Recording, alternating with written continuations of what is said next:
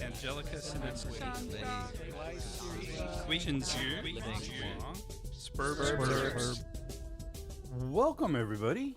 This is episode number 23 of Sperb Herbs, something a little different as usual.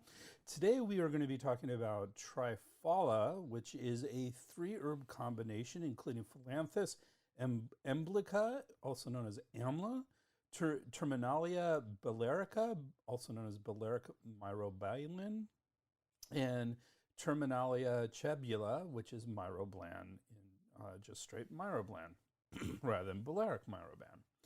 As always, I am your presenter, Dr. Greg Sperber, and thank you for joining us today. So today we have a very interesting and different herb to discuss, very different.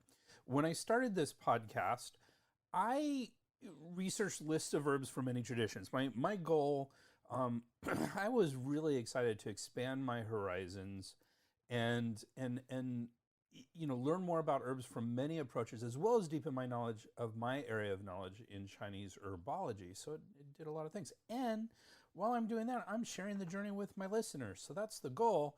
So I found a list of Ayurvedic herbs and saw Triphala on it.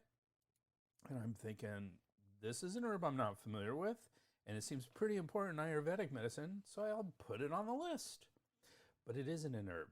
It's actually 3 herbs used together. That was pretty eye-opening when I went to get this approved as a continuing education unit from the state. I'm like, oh, it's an herb. No, it's 3 herbs. So now we get to explore an important Ayurvedic 3-herb combination, and that's really cool. Listen to the podcast expecting to learn about an herb and get 2 more for absolutely free. Well, the first herb was free too, but 3 herbs for the price of 1. So before we get into it, let's talk about our sponsors today. If you are an acupuncturist, this podcast, as well as others, are approved for California Acupuncture Board continuing education units and National Certification Commission of Acupuncture and Oriental Medicine professional development activities at a very reasonable cost. So please check us out for that. I have also written a couple of books, Integrative Pharmacology, combining modern pharmacology with integrative medicine, and Playing the Game, a step-by-step guide to accepting insurance as an acupuncturist. And both of these amazing titles are available at the shop on www.sperbsherbs.com. The title of the podcast, sperbsherbs.com, SPERBSHERBS.com.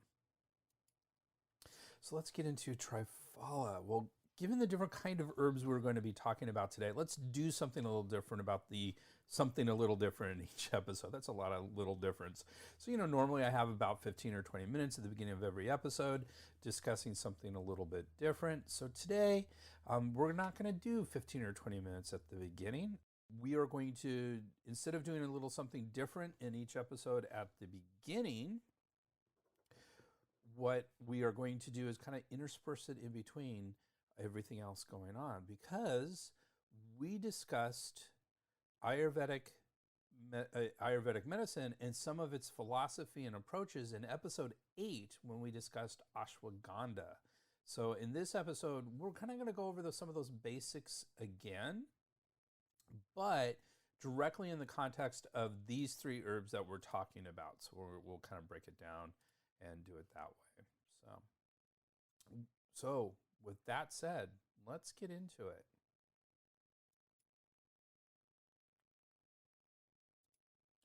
So as we've discussed, Triphala is actually 3 herbs often used together. Triphala actually means 3 fruits, so it makes sense. And that's what these are. These are fruits.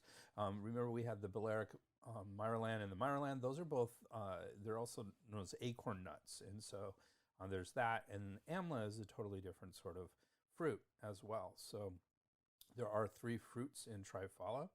And together, this combination of Triphala makes up over half of all sales in the Ayurvedic medicine industry, at least when this was written in 2014. So that's a lot of sales going on. So over half of Ayurvedic medicine is a lot of sales. So We will see how they work together in a few minutes. But before that, let's get into the info of each of these three herbs. So let's do that right now. So the first herb, as I mentioned earlier, is Phyllanthus emblica. It's also known as Emblica officinalis, and Amla is sort of the kind of common name for it and the Indian name for it. And so you often see it as Amla. It's in the family of Euphorbiaceae, and the medicinal part is mainly the fruit, though the plant in general can be used for other things. But when we're really kind of talking about Triphala, we're really mostly talking about the fruit. Other names for this herb include Indian gooseberry. It's not actually a gooseberry, but it's called an Indian gooseberry. Emblic Myrobalan, so it has that same Myrobalan, which I remember I said is, and I don't even know how to pronounce it, Myrobalan or Myrobalan or something along those lines. That is an acorn type thing, and so this is apparently similar to that. In Chinese and Pinyin, it's Yuganza, and having said that, even though it has a Pinyin and Chinese name, it's been difficult to find some Chinese information on it, so it's definitely not widely used in Chinese medicine. In Sanskrit, it's Amlaki. Other words for this, depending on different dialects, are Nelly, Nalika, Amlaki. Again, I don't know how to pronounce any of these things, so I'm doing my best here. Usirikai, Neglikai, Aola, Amalaki, Dardi, Amvala, Awala, Emblic, Malacca tree, Nilaka, Nilikia, and Daughtry. So those are all names that I found for the same herb. So there's lots of them. So that's Phyllanthus embilica. Let's move on to the second in the Triphala, which is Terminalia Belerica. It's also known as Bibitaki in Sanskrit, and you'll see that often in the context of Triphala, so Bibitaki. Its family is Combrataceae, and the medicinal part is the fruit. Other parts are not really used, though we are going to find out that all of the herbs have something in common for something that's not herbal, but is widely used. So other names for this that's called foreshadowing, and I did it very awkwardly, so I apologize. So other names for this herb are Beleric Myrobalan or Myrobalan. Bahira and Bahara are both Hindi, and in Sanskrit it also can be Vibhikaka. That's Vibeekaka, so I'm pronouncing it Vibhikaka. And then finally, the third herb in our troika of Triphala is Terminalia chebula. It's also known as Haritaki in Sanskrit, and it is also in the family of Combrataceae. The medicinal part is mainly the fruit, but the leaves and stems also have some medicinal uses. Other names include Myrobalan, black or true Myrobalan, inknut, hudza. This is Pinyin, and this is a relatively, I wouldn't say common, but definitely used herb in Chinese medicine. So this is the one of the three herbs that is used in Chinese medicine. In Hindi, it can be called hara or harda. It is called chebule, terminalia, chebgium. In Japanese, it's kashi. In Korean, it's kaja. And so those are all different names for this. Good quality of this herb consists of thick, solid fruit, uniform in size and not too big, with a yellowish-brown surface and a sour, astringent taste. So remember, sour and astringent. Those are both going to be very important as we continue discussing all of these herbs. So extremely big, dark fruit with a spongy texture is of inferior quality, and all of this comes from Bensky, which is a main Chinese herbal book. So that is Terminalia chebula. Let's quickly talk about the families that these come from. So the first family we talked about is Euphorbiaceae, and this is where Phyllanthus emblica belongs, or Amla belongs in this family. This is the spurge or euphorbia family and is a large family of flowering plants. Most are herbs, but some are shrubs or trees. The flowers are unisexual, and the family has a specialized form of pseudoanthium or false flower. This is usually a small group of fused together bracts, it's hard to say, and glands surrounding a ring of flowers. So it's sort of a pseudo flower. It's an interesting thing when you see pictures of it. Plants of this family are often used economically, including cassava, castor oil plant, and rubber tree. Also ornamentals, poinsettias are part of this, which is very relevant since I'm recording this around Christmas time. And garden croton is another ornamental. And in traditional medicines, we have many medicines that fall in. We have euphorbia, we have crotons in our Chinese herbs at least, so it definitely can be used in traditional medicines. And of course here with Phyllanthus emblica.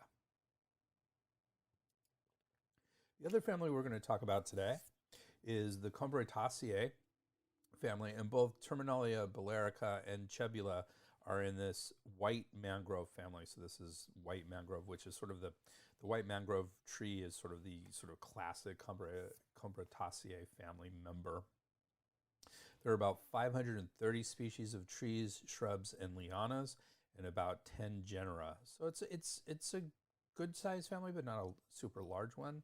And they are very widespread in the tropics and subtropics. Now, I don't know about you, but when I saw this word lianas, I'm like, okay, what's that? And then I read it, I'm like, oh, that makes perfect sense. Liana is a large vine that creeps up other trees and things along those lines. So 530 species of trees, shrubs, and lianas are in this family. All right, so a brief stop on the family. Let's get back to our Triphala. So together these three herbs are the three Myrobalans, which is Creek for acorns, as I've been talking about. They have a high concentration of tannins and have been long used in tanning leather. So that's what I was saying. There's another really common use for these three herbs, and that is in tanning of leather, which of course is a necessary step in making leather actually usable as leather. And so this is where they would get tannins from in order to do that.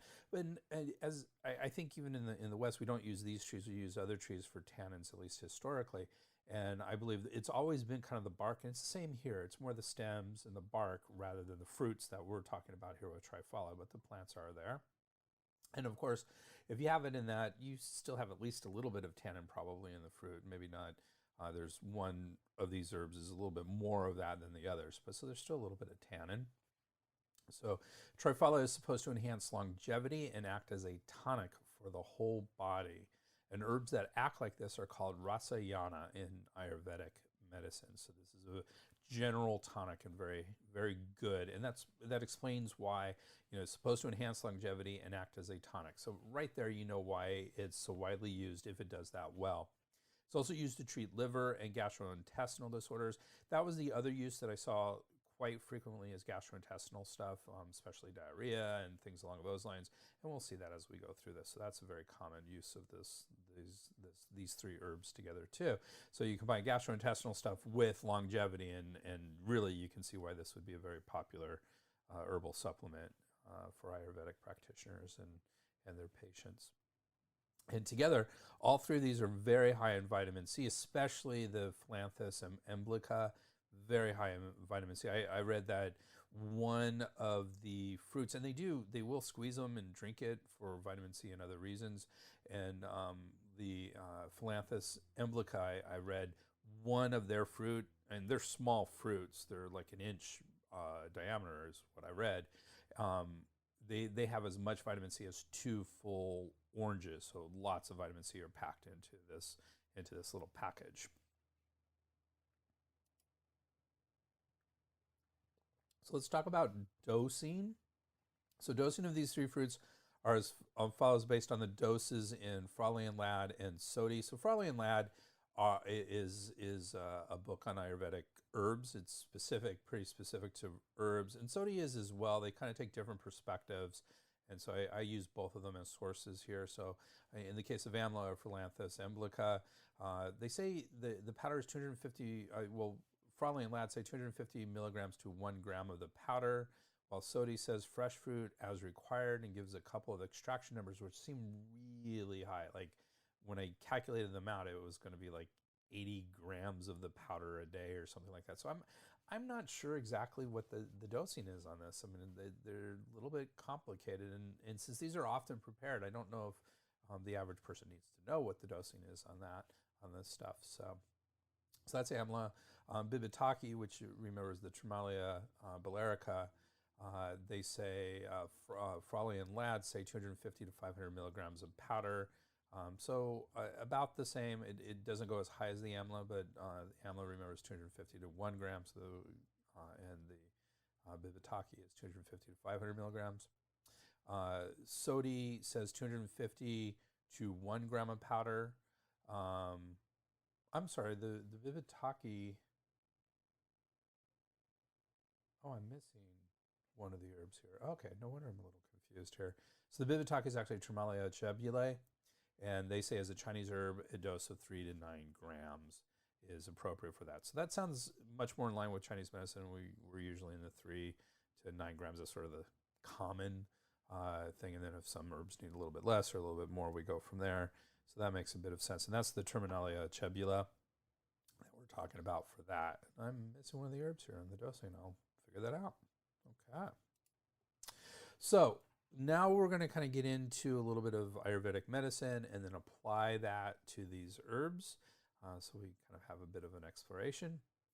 So the tridoshas is where really any discussion of Ayurvedic medicine should start at the doshas. And these are the 3 basic types of constitution. So that's the tridoshas, 3 doshas. And there are 3 of them. Vata is the first, with attributes of dry, cold, light, mobile, subtle, hard, rough, changeable, and clear.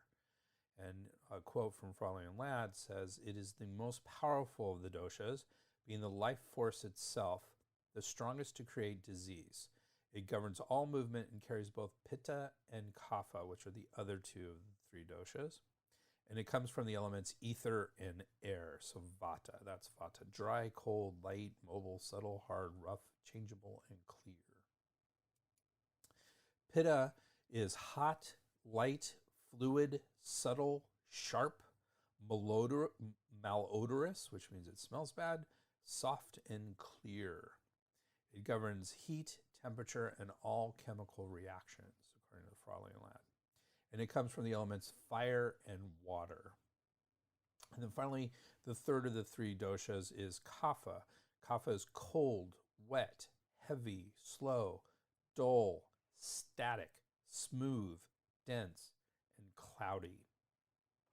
It maintains substance, weight, and coherence in the body and comes from water and earth. So these 3 doshas, when you are, generally when you're in good health, the 3 doshas are balanced, no issues. When you become ill, they become out of balance. So they're very much like in Chinese medicine, we talk about the 5 elements and those being in balance. So the tridoshas are similar in that context, that these sort of aspects need to be in balance in the body in order to maintain health. So let's apply those to the herbs that we're talking about today. We have Philanthus emblica, actually pacifies all 3 doshas and is especially effective for pacifying pitta and good for pitta. Frawley and Ladd say it has, that's according to Sodi, Frawley and Ladd say it has an affinity for pitta and kapha and decreases vata. Sodi also says both Terminalia Belerica and Terminalia cebula pacifies all 3 doshas. So all of these, according to Sodi, pacify all 3 of the doshas. So if any of them are excess, it'll calm them down. Frawley and Ladd agree about Terminalia cebula, but says Terminalia Belerica has an affinity for kapha, but decreases pitta and can increase vata. So it's a little bit jaggedy there. That's my own word. All right, the next aspect of Ayurvedic herbs is rasa, or taste. And rasa can mean many things, which can help explain the importance of taste in Ayurvedic medicine. It can mean essence, can indicate the essence of a plant. Sap, appreciation, artistic delight, and or musical note, and can indicate feeling in the beauty and power of the plant. And it can also signify circulation, to feel lively, to dance, the energizing power of a plant's taste. There are 6 tastes. Sweet, sugars and starches, is composed of earth and water. Sour, which is fermented or acidic, from earth and fire. Salty, salts and alkali, from water and fire. These are the elements that I'm talking about when I say earth and fire, water and fire. Pungent, spicy, or acrid from fire and air. Bitter from air and ether. And astringent, a constricting quality of earth and air. And again, we're going to find out that this astringent is very important today. So according to Sodi, Philanthus emblica is dominantly sour and astringent, but also includes sweet, bitter, and pungent. In other words, it has 5 of those 6 tastes. It's only avoiding salty. And Frawley and Ladd agrees, but says it is predominantly sour alone. So it doesn't say sour and astringent, but mostly sour. Terminalia Belerica is astringent and sweet, according to both sources. So again, we have astringent in both these herbs so far. And Terminalia cebula is also all 5 tastes with the exception of salty. And Frawley and Ladd says astringent is predominant. So we have astringent in all 3 of these. So that's the one that's common throughout all of them, along with others as well, especially sweet, because really Terminalia Belerica is only astringent and sweet. So that is common with all of them. Both the Philanthus emblica and the Terminalia cebula is all the tastes except for salty, but especially astringent is in there in all likelihood. So that's the rasa and the tastes of these herbs. So now we move on to the virya or the virya. I'm not great on the pronunciation here, which is energy.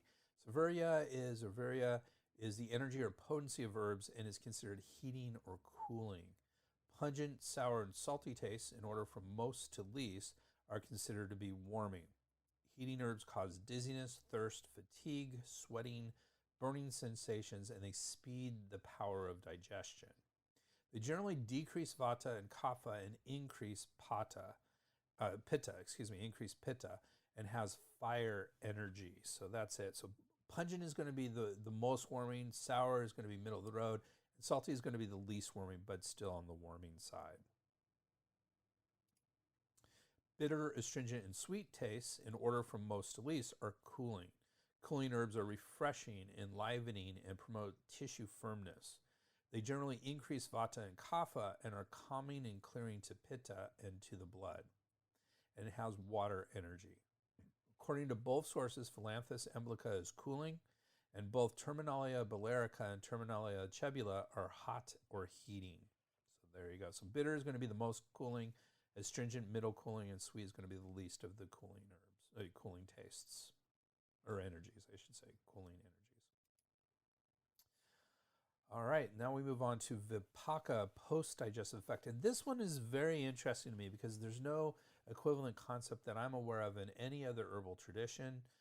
Definitely not in Chinese herbal tradition, nothing that I'm aware of in Western herbal tradition. So it's a very interesting concept, and I think it's a really cool concept. So according to Frawley and Ladd, post-digestive effects relate to processes of absorption and elimination. It's the final outcome of digestion. So you're consuming this taste, and as it gets digested, it changes into a different effect, a post-digestive effect. That's sort of my understanding of how this works. The first stage of digestion is in the mouth and stomach, moistening, dominated by the sweet taste. The second stage of digestion is in the stomach and small intestine, and this is heating, dominated by the sour or acid taste. And the third stage is in the colon, which is drying, dominated by the pungent taste. These stages, again, are kapha, pitta, and vata, respectively. So the first stage is going to be kapha, the second pitta, and the third vata. The 6 tastes are reduced to 3 in their post-digestive effect, vipaka. Sweet and salty tastes have a sweet vipaka. Sour has a sour vipaka, while bitter, astringent, and pungent possess a pungent vipaka. So those are the 3 vipaka. We have sweet, sour, and pungent. Sweet and also sour vipakas aggravate kapha, while they alleviate vata. Pungent vipaka aggravates vata, while it alleviates kapha. And sour vipaka aggravates pitta, while sweet vipaka alleviates it. Pungent vipaka tends to aggravate pitta over a period of time. So there you go. Lots of stuff there. Very interesting. And you can see how they all interact, and it's very interesting. So, in Ayurvedic medicine, you not only are taking into account the tastes of each of the herbs as they go in, but also the tastes as they leave in this post-digestive effect. So herbs, particularly in the long-term usage, tend to aggravate the dosha whose vipaka they possess. So sweet and salty substances promote salivary and other kapha secretions. Sour herbs promote stomach acid, bile, and other manifestations of pitta. Bitter, pungent, and astringent herbs increase dryness and gas in the colon, thus aggravating vata. Both sources agree all three herbs have a vipaka that is sweet in this case. So in the Triphala, all of them have a sweet vipaka. So that is going to promote salivary and other kapha secretions according to what we just read. So that's vipaka, post-digestive effect. Another aspect of Ayurvedic medicine are the gunas, and there are three basic qualities or prime attributes as described in Frawley and Ladd. These are sattva, is the proper quality of the mind and is the principle of light, perception, intelligence, and harmony. Rajas, the principle of energy, activity, emotion, and turbulence. Tamas, or T-M-A-S, a tamas, the principle of inertia, darkness, dullness, and resistance. In Ayurvedic, these three basic gunas or qualities are primal and philosophically significant. When applied to Ayurvedic medicine, the gunas are more general in nature and describe 10 pairs of qualities that can be applied to almost anything, including medicinal substances. These include pairs. Remember, these are pairs. So these include heavy, light, cold, hot, oily, dry, dull, sharp, smooth, rough, dense, liquid, soft, hard, stable, mobile, gross, subtle, and cloudy, clear. And according to Sodhi, all three herbs in Triphala are light and dry. So those are the gunas of Triphala, light and dry. Finally, we're talking about the karma of herbs. So we have all heard of and probably used the word karma. At its roots, it means action or work with a broader connotation of an action and its results. In Ayurveda, the karma of herbs means its actions and desired results. Where there can be over 50 groupings of actions, a dozen or two groups are most common. So the action of Amla include its use as an aphrodisiac. These are the karmas. Aphrodisiac, antipyretic. Anti-diabetic might be a little bit more scientific. Anabolic, which means it builds things up. So I should go back. Aphrodisiac, of course, is to promote sexual activity. Antipyretic is to reduce fever. Anti-diabetic is to help diabetes. Anabolic means to build up, so like building up muscle or something along those lines. Anything that builds up something in the body is called anabolic. And cerebral tonic, so it helps the brain, is what we're saying here.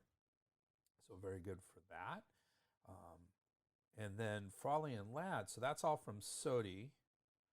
And then from Frawley and Ladd, we have a slightly different manifestation, which is they list its actions as nutritive tonic, a rejuvenative, so it rejuvenates. It does have aphrodisiac, but also it's a laxative, so it helps you go to the bathroom. Refrigerant, cools you off.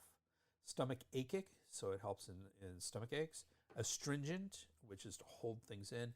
And hemostatic, so it stops bleeding. That's what that means, is it stops bleeding.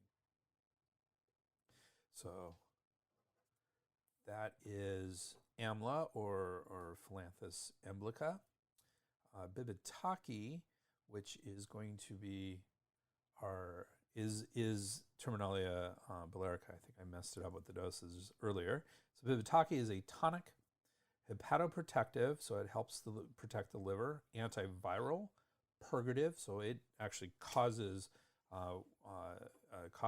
strongly more. Usually we think of purgatives as being stronger than laxatives, but it causes going to the defecation, so going to the bathroom. Hypolipidemic, so it lowers fats in the blood. It's astringent as well and is an anti-diarrheal. So it's interesting that it purges, it gets you to expel, but it also helps diarrhea.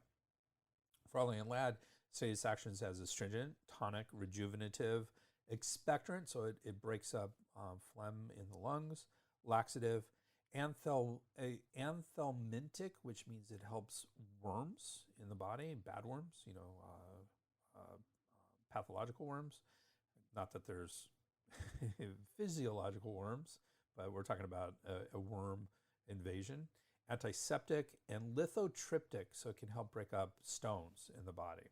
So that's going to be our Triphala Belerica, Bibitaki. And finally, Heritaki, which is Triphala Chebula, is an aperient. So an aperient is used to relieve constipation. It's astringent, so like the other two herbs, it's astringent. It's cardiotonic, it helps the heart. It's carminative, which means that it is very good for, it helps flatulence, so that's a good thing. Fungicide, so it helps fungal infections. Laxative, tonic. Demulcent, so a demulcent is an interesting one, and that is, sorry, where are we? Demulcent, there we go. And a demulcent is relieving of inflammation or irritation. So that's usually we see anti-inflammatory, but that's basically what it is. Purgative. Alterative. An alterative is able to restore normal health. So that's an interesting word. Febrifuge, which is the same thing as antipyretic, so it lowers fevers. Anti-asthmatic and anti-dysenteric, according to Sodi. So dysentery, of course, is infectious and voluminous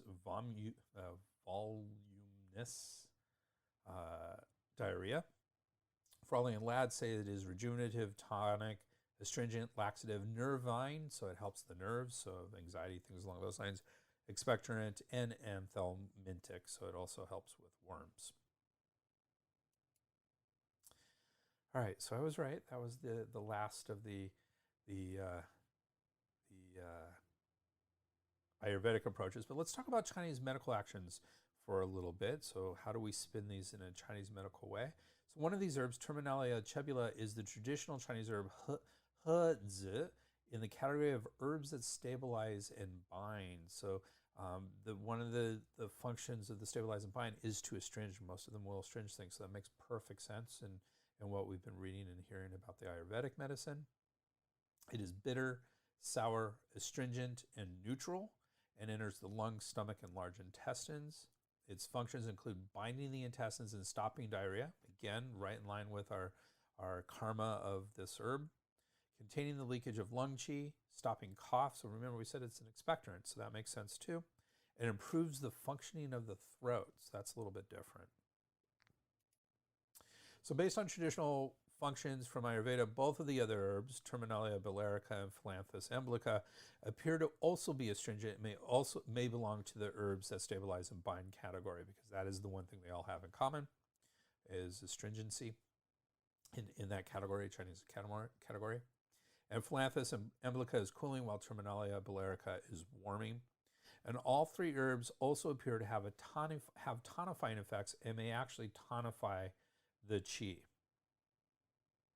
So I did find one online source, I'd say it's a little questionable. It says Phyllanthus emblica belongs in the category of cool the blood herbs, and says its functions include expelling heat and cooling the blood, strengthening the stomach and smoothing digestion, and promoting the generation of body fluids and stopping thirst. So a lot of that makes a bit of sense. We know it's a cooling herb, so yes, it's cooling. I don't get any indication from the Ayurvedic side that this specifically cools the blood as opposed to any other aspect of the body. We do know that all three of these herbs are good for the digestive tract, so it makes sense that it strengthens the stomach and smooths digestion. And as far as the promoting of generation of body fluids and stopping thirst, okay. I'm not seeing anything against that, but I wouldn't say it's one of its strongest functions as an herb, but it's there, so that's not bad. All right, so those are our Chinese medical actions.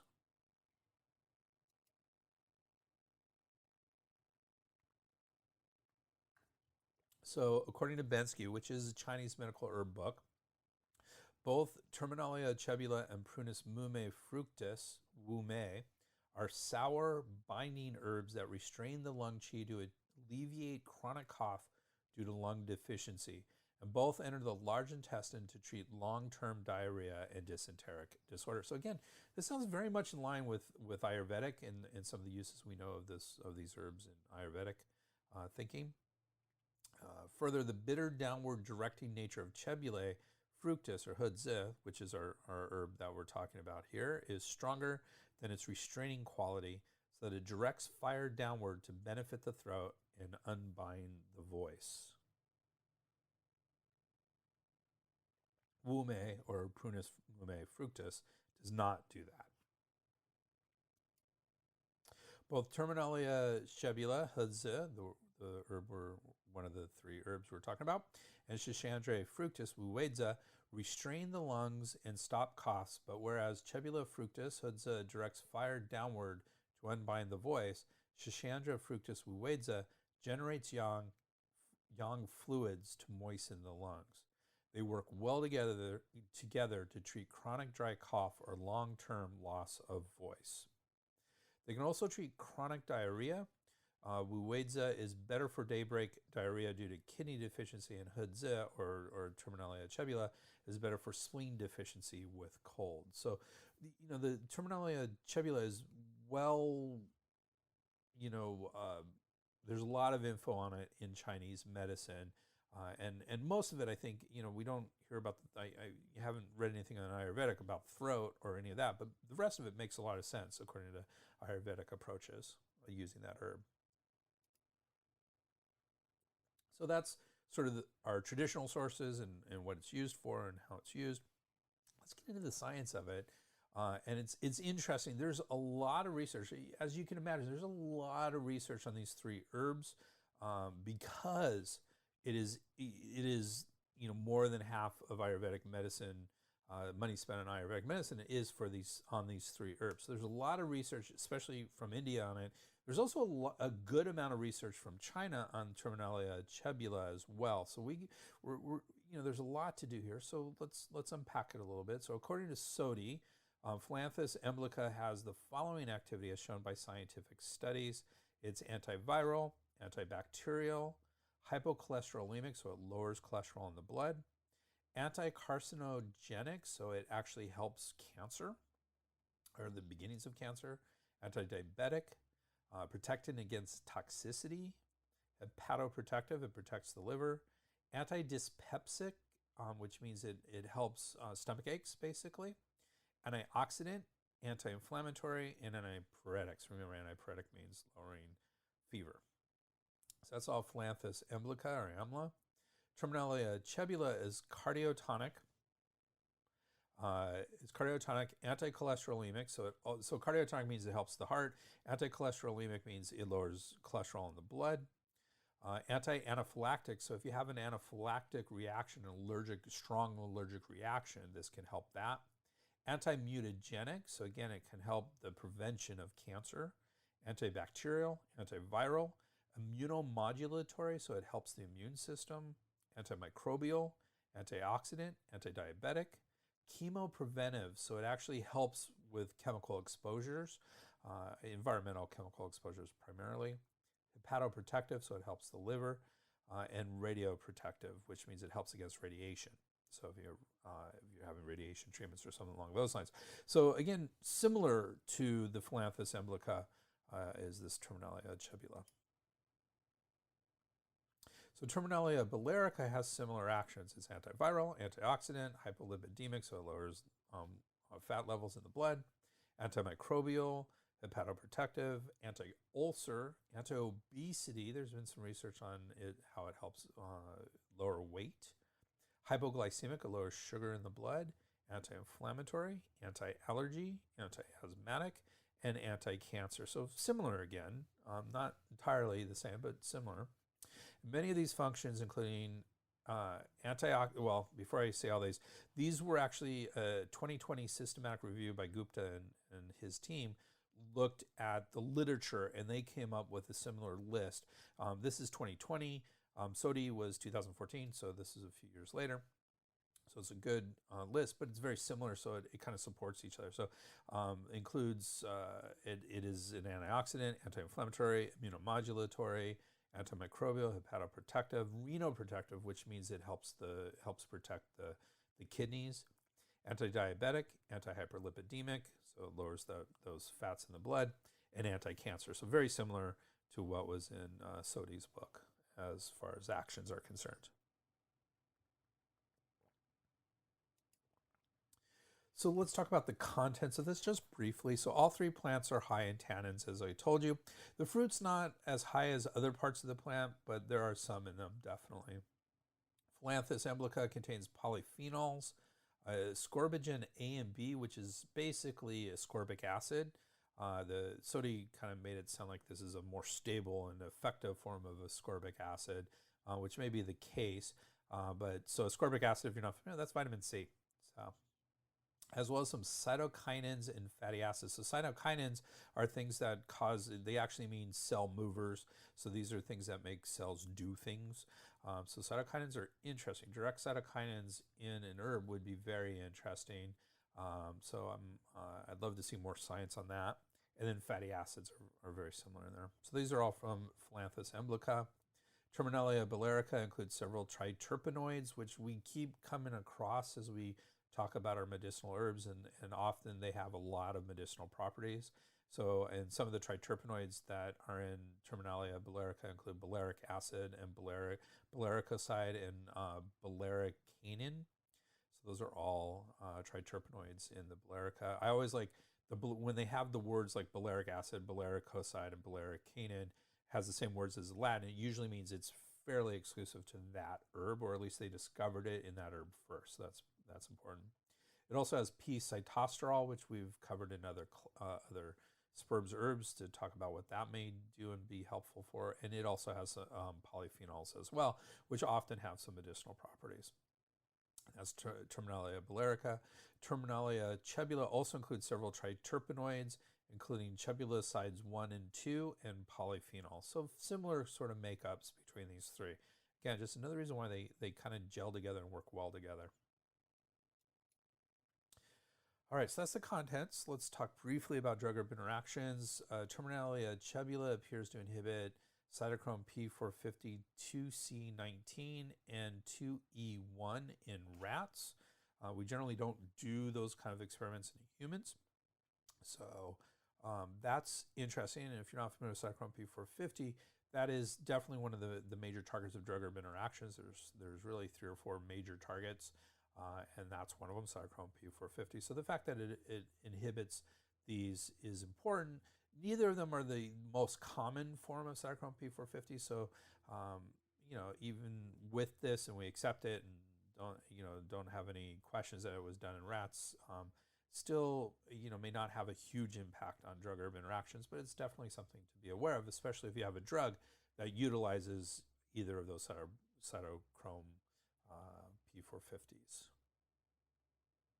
According to Gardner and McGuffin, which are the editors of a safety book on herbs put out by the American Herbal Producers Association, all 3 of these herbs are interaction class A, which means herbs for which no clinically relevant interactions are expected. So that's good.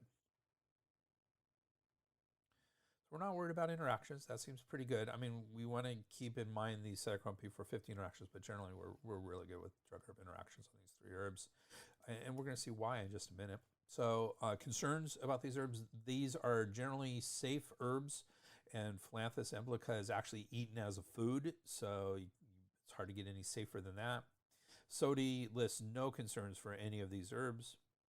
The American Herbal Products Association give all 3 herbs a safety rating of 1, which is the safest, meaning they can be safely consumed when used appropriately, so there's no safety concerns from their perspective.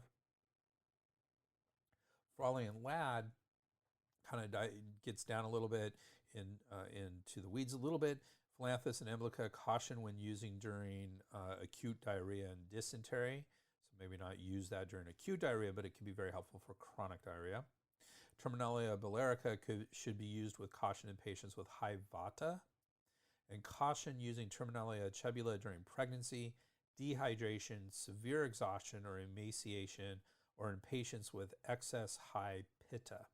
So, if you look at some of these and you start thinking about these in combination, they kind of balance each other out. So in the combination of Triphala, I'd be even less worried about some of these issues, these concerns that Frolian Lad may have.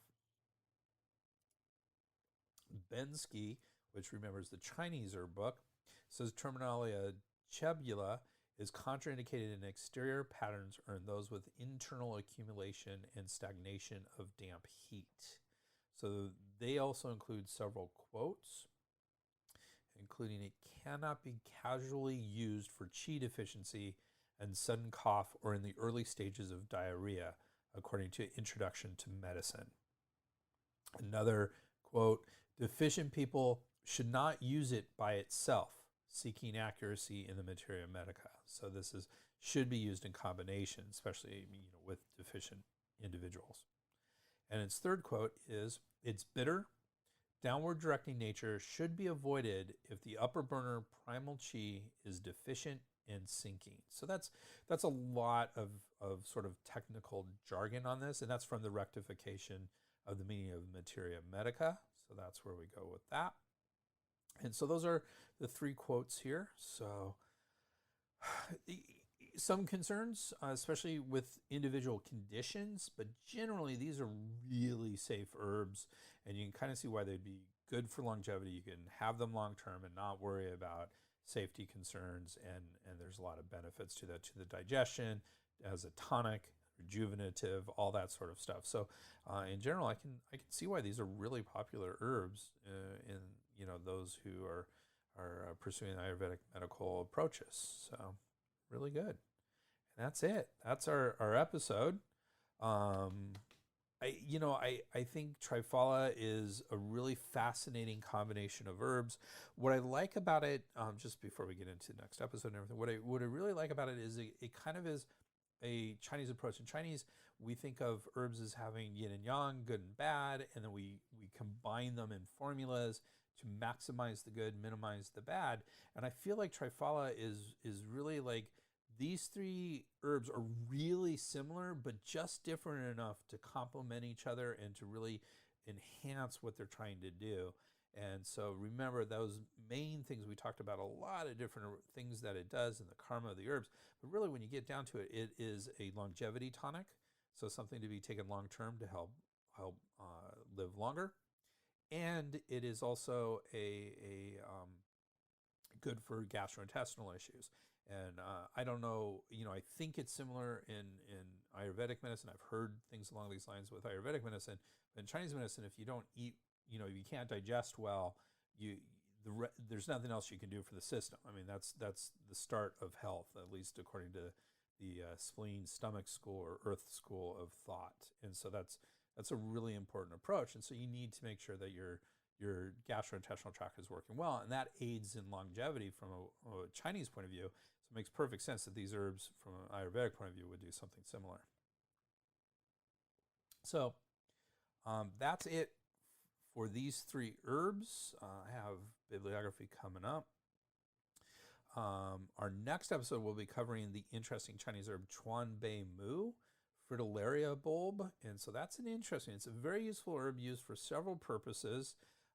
It's what I would call kind of a middle of the road herb. When you need it, that's the herb, but it's not used. It's relatively common Chinese herb, but it's not the most common Chinese herb. So it's a really interesting. I'm fascinated with it. I love this herb, so it'll be really interesting to take a look at it. So please join us as we explore this fascinating herb. And as always, thank you very much. Appreciate you hanging in there and listening to all this. When you buy from Amazon, please use the banner ad on our homepage. And if you liked this podcast, please do us a favor. Give us a 5-star rating in your favorite podcast app. We thank you very much for doing that. And as always, you can always get in touch with me at drgreg@sperbsherbs.com or at our website, www.sperbsherbs.com. So all of that. And again, thank you very much.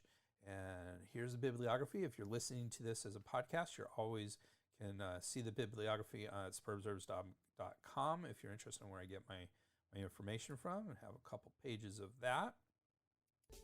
And there we go. Thank you. Sperb Herbs.